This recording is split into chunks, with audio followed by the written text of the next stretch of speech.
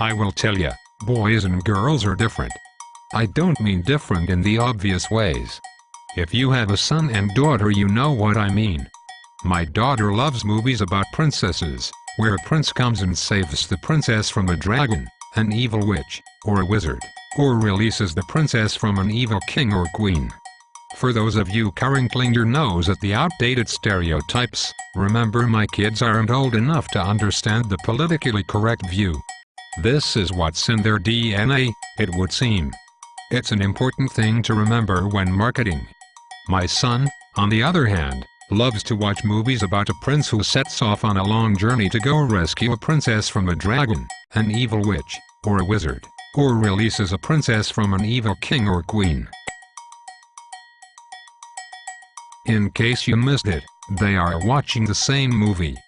The difference is, my son is jumping around with his sword, anything that could remotely look like a sword, and my daughter is watching dreamy-eyed as the prince saves the day.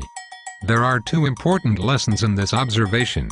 The first one is, you have to connect with your market. If you try to connect with my son by talking about how dreamy the prince is, he'd run, not walk, away as quickly as he could.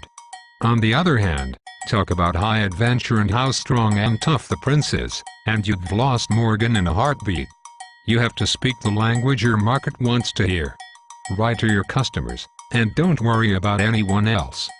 The other lesson is how much difference there can be in the way different people see the same thing.